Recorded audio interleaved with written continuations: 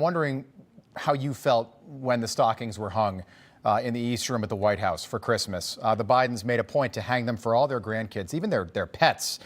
They left a stocking out for Navy every year. So if you look at it, Naomi, Finnegan, Maisie, Bo, Natalie, Hunter, all had stockings, but no Navy. Did that bother you? Absolutely. You know, it's kind of like you said. I said, you know, hell hath no fury like a woman scorned, but hell hath no greater fury than a woman whose baby is being scorned.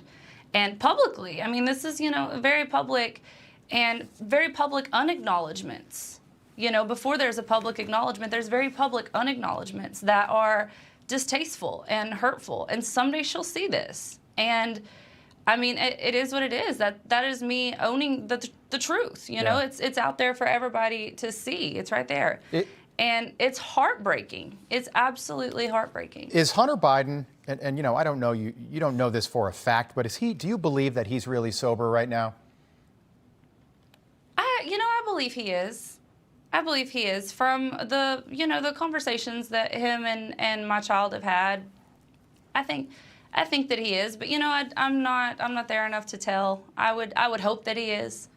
I've seen him in some pretty dark times and dark places, and I could only hope and pray that he is for his sake and our daughter's. Yeah, why hasn't he? So again, your daughter's going to be 6 years old. I've got a 6-year-old. I can't imagine not being a part of her. Yeah, I can't imagine not being a part of her life for the first 6 years of her life. Why, at this point, if he's clear-minded and sober, why hasn't he flown to Arkansas to meet Navy? I don't get it. And I get that it's personal. That I raise.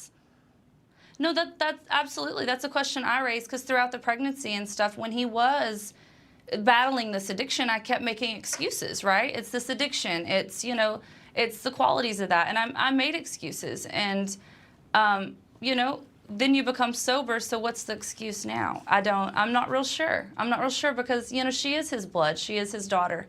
And I don't understand what the problem would be with stepping into her life and being such a great influence like you can. It's like you said, you know, you have a 6-year-old, and what's it like having a child out there and not being in its life? I can't imagine. Yeah, it's the best part of my life. You have to have some form of regret. It's the best part of your life. Right. It becomes your life. Absolutely. I'm just curious. Does. Have you been? You've got quite a story to tell. Have you been invited to tell your story to places like CNN and MSNBC?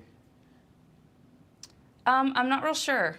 I don't ever know where I'm going to or where I've been invited. I just kind of go with wherever they tell me to go at the time. I'm just curious. I haven't seen you pop up on some of the other networks, and I'm just wondering why half the country doesn't get to hear your story. I know that there are conservatives in your family. Your family doesn't talk a lot about politics.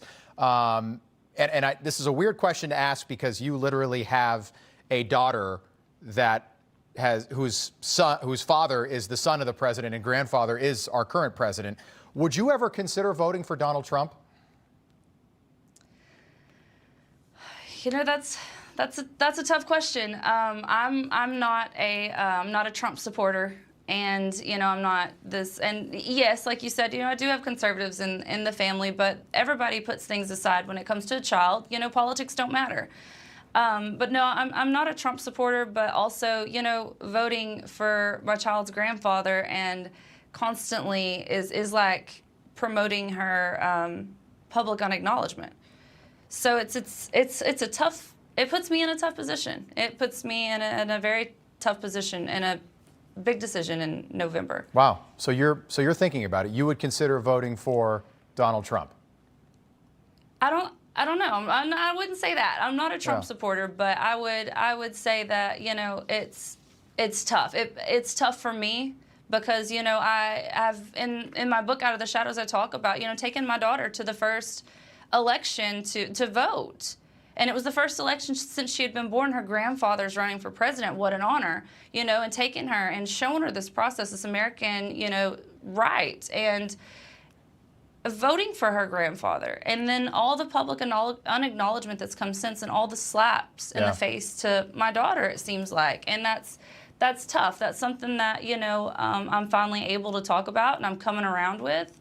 And I can only hope that, you know, he do the right thing because, you know, she is his granddaughter. Yeah, I can only imagine. But, you know, until then, it's tough.